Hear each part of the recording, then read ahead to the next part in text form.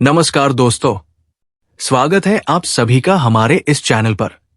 दोस्तों, अगर आप जीवन में कुछ नया सीखना चाहते हैं तो इस चैनल को सब्सक्राइब जरूर करें।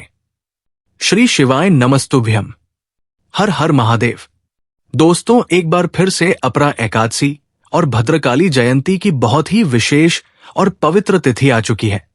और अगर आपके जीवन में भी आर्थिक समस्याएं चल रही हो, रुपए पैसों की दिक्कतें चल रही हों, बच्चों का पढ़ाई लिखाई में मन नहीं लग रहा हो, बच्चे आपकी बात नहीं मानते और आपके जीवन में लगातार दुर्भाग्य बना हुआ है, सौभाग्य में वृद्धि नहीं हो रही है, आपको एक एक रुपए खर्च करने के लिए भी कई बार सोचना पड़ता है, व्यापार अच्छे से नहीं चल रहा है, नौकरी में समस्या बनी हुई है, तो पूज्य जी ने कहा कि इस अपरा एकादशी में आपको सिर्फ 2 ऐसे विशेष उपाय करने हैं जो आपके पूरे जीवन को बदल देंगे, आपकी सारी समस्याओं को समाप्त कर देंगे।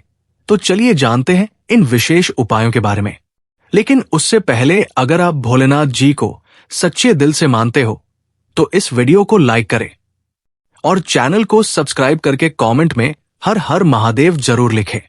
देखिए, इस वीडियो में हम लोग पूज्य गुरुजी द्वारा बताए गए 2 या फिर 3 बहुत ही खास उपायों के बारे में जानेंगे।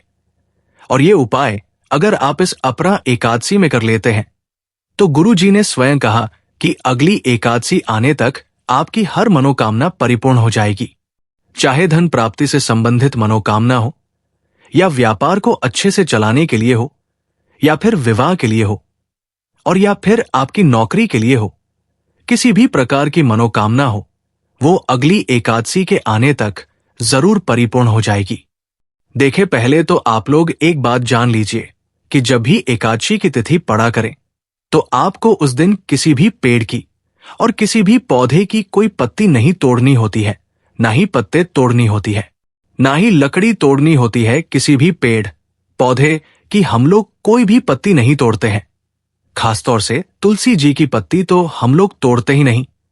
इस बात का आप लोग विशेष ध्यान रखिएगा। चलिए जानते हैं पूज्य गुरुजी द्वारा बताए गए पहले खास उपाय के बारे में। देखिए, ये उपाय आप हर एकादशी में कर सकते हैं, लेकिन अगर आप इस उपाय को अपरा एकादशी में कर लेते हैं तो आपको विशेष कृपा प्राप्त होगी, क्योंकि इस उपाय करने से आपके जीवन का दुर्भाग्य समाप्त होता है, सौभाग्य में वृद्धि होती है। जो संकट आपके जीवन में बार बार आ जाते हैं, आप किसी भी कार्य में सफल नहीं हो पाते हैं, तो ये सिर्फ एक छोटा सा उपाय आपकी इन सारी समस्याओं से आपको बाहर निकाल देगा। लेकिन इस उपाय के लिए आपको एक लोटा जल ले लेना है। लोटा तांबे का ले लीजिएगा और जल आप कहीं से भी ले सकते हैं। फिर इसमें आपको 11 काले तिल के दाने डाल लेने हैं। जो आप सभी जानते हैं कि काले तिल के दाने विष्णु जी के पसीने से उत्पन्न हुए हैं, और एकादशी के दिन जब भी हम लोग काले तिल के दानों से कोई उपाय करते हैं तो इससे भगवान नारायण हमसे बहुत ही प्रसन्न होते हैं। इसलिए आपको 11 काले तिल के दाने ले लेने हैं और वो इस एक लोटा जल में डाल लेना है। फिर इसी के साथ आपको एक चुटकी शुद्ध पिसी हुई हल्दी ले लेनी है और वो हल्दी भी इस लोटे जेल में डाल लेनी है। बस आपको ध्यान रखना है कि जब आप काले तिल के दाने से लोटे जल में डाले हुए, तब आपको 11 बार ओम नमो भगवते वासुदेवाय मंत्र का स्मरण कर लेना है। और जब आप ये एक चुटकी हल्दी जल में डालेंगे तब भी आपको ओम नमो भगवते वासुदेवाय इस मंत्र का स्मरण कर लेना है। दोनों बार आपको कम 11 बार ही इस मंत्र का स्मरण करेंगे। फिर इसके बाद अगर आप सुबह स्नान कर रहे हैं तो इसे एक लोटा जल को अपने स्नान वाले पानी में जरूर लीजिएगा। और अगर आप स्नान कर चुके हैं, आप दोपहर को या फिर शाम को ये वीडियो सुन रहे हैं, तो फिर आप इस जल का अपने ऊपर छिड़काव कर लीजिएगा। ओम नमो भगवते वासुदेवाय का स्मरण करते हुए ये जल आप पूरी बाल्टी में मिला लीजिएगा। और नहीं तो दोपहर या शाम को आप इस जल का छिड़काव कर लीजिएगा। छिड़काव करते समय भी आप ओम नमो भगवते वासुदेवाय मंत्र का स्मरण कर लीजिएगा। आप जानते हैं गुरुजी द्वारा बताए गए सबसे विशेष उपाय के बारे में, जो आपकी किसी भी मनोकामना को पूर्ण करने के लिए है।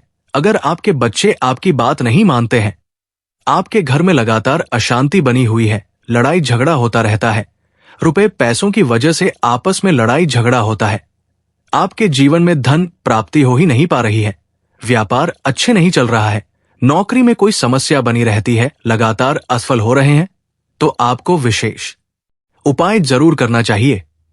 इस उपाय के लिए आपको एक लोटा जल ले लेना है। लोटा तांबे का ले लीजिएगा और जल आप अपने किचन से ले लीजिएगा। फिर इसी के साथ आपको एक चावल का दाना ले लेना है। चावल का दाना आप एकादशी के दिन शिवलिंग के ऊपर समर्पित कर सकते हैं। पूज्य गुरुजी स्वयं अपनी शिव महापुराण की कथा में ये बात कह चुके हैं कि आप एकादशी के दिन चावल का दाना शिवलिंग के ऊपर समर्पित कर सकते हैं। बस आपको ध्यान रखना है कि चावल का दाना टूटा हुआ नहीं होना चाहिए, खंडित नहीं होना चाहिए। फिर इसी के साथ आपको ले लेना है एक हरा साबुत मूंग का दाना। हरा साबुत मूंग का दाना आप ले लेंगे। फिर सबसे आखिर में आपको ले लेना है एक बेलपत्र। बेलपत्र अगर आपके पास नहीं तो आप शिवलिंग के ऊपर चढ़ी हुई बेलपत्र को उठाकर जल से शुद्ध करके फिर उसका इस्तेमाल कर सकते हैं। बस आपको ध्यान रखना है कि ये बेलपत्र कहीं से भी कटी फटी नहीं होनी चाहिए और बेलपत्र की डंडी के आखिर में जो दूत होती है यानी जो डंठल होता है वो भी नहीं होना चाहिए। अब ये सारी सामग्री लेकर आपको पहुंच जाना है शिवालय।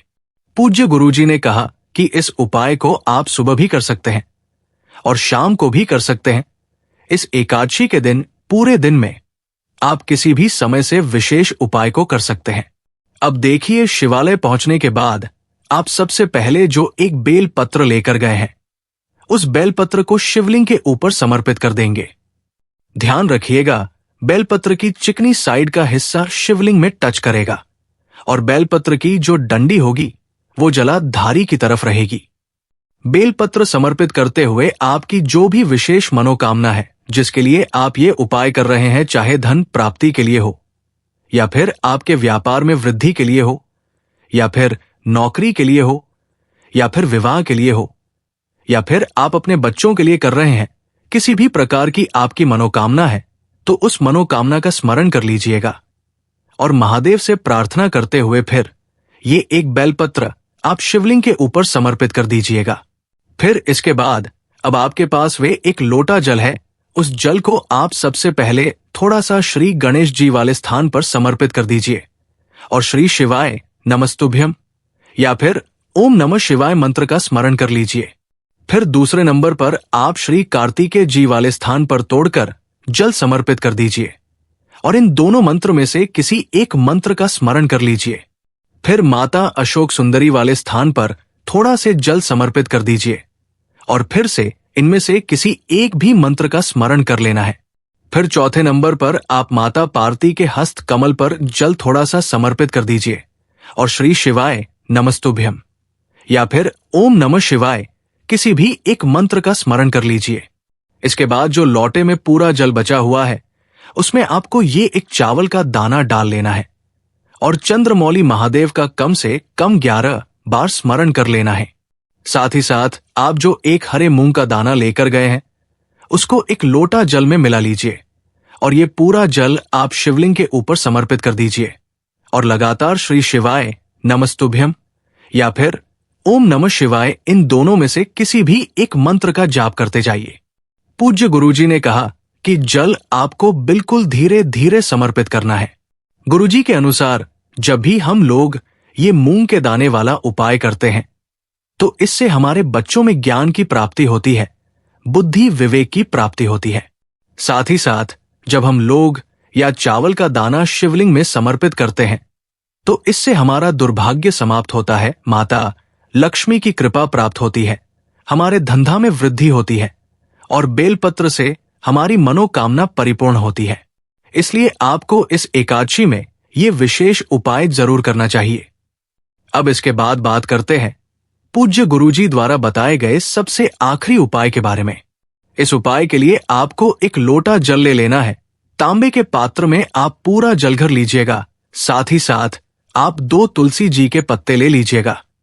आपको ध्यान रखना है कि आप पत्ते तोड़ेंगे नहीं, आपके पास पहले से अगर मौजूद है तो उनका उपयोग कर लीजिएगा, नहीं तो पौधे के नीचे गिरे हुए तुलसी जी के पत्ते पड़े हैं, उनका इस्तेमाल कर सकते हैं। 2 पत्ते ले लीजिएगा और इन पत्तों में आपके जल थोड़ा थोड़ा लेते जाइएगा। देखे जो एक लोटा जल लिया है, इस जल को आप थोड़ा थोड़ा सा इन तुलसी जी के पत्ते में लेते जाइए, जैसे हम लोग आम के पत्ते में थोड़ा सा जल लेते हैं और अपने ऊपर छिड़काव करते हैं। वैसे ही आपको इन तुलसी जी के पत्तों में थोड़ा थोड़ा पानी लेते जाना है, यानी इन तुलसी जी के पत्तों को लोटे में डालते जाना है और थोड़ा थोड़ा पानी देते हुए इसी जल का पूरे घर में छिड़काव करना। आपके घर के हर एक कोने में जल का छिड़काव करना है, लेकिन छिड़काव आप तुलसी जी के पत्ते से करेंगे। छिड़काव करते हुए आप ओम नमो भगवते वासुदेवाय मंत्र का स्मरण करते जाएंगे। पूज्य गुरुजी ने कहा कि इस जल का छिड़काव आप किसी भी अशुद्ध जगह में नहीं करेंगे, यानी बाथरूम या फिर ऐसी किसी भी जगह पर नहीं करेंगे और न ही महाद्वीप के ऊपर करेंगे। बाकी बचे हुए पूरे स्थान पर आप तुलसी जी के पत्ते से छिड़काव करते जाएंगे और लगातार ओम नमो भगवते वासुदेवाय या फिर ओम महालक्ष्मी नरमा, इन दोनों में से किसी भी एक मंत्र का स्मरण करते जाएंगे। पूज्य गुरुजी ने कहा कि जब भी है हम अपने घर में इस प्रकार से एकादशी के दिन इस जल का छिड़काव करते हैं तो हमारे घर की सारी नकारात्मक ऊर्जा समाप्त होती है, हमारे जीवन का दुर्भाग्य समाप्त होता है और हमें भी सौभाग्य की प्राप्ति होती है। तो दोस्तों, ये थे पूज्य जी द्वारा बताए गए कुछ बहुत ही खास उपाय। दोस्तों, आज के लिए बस इतना ही।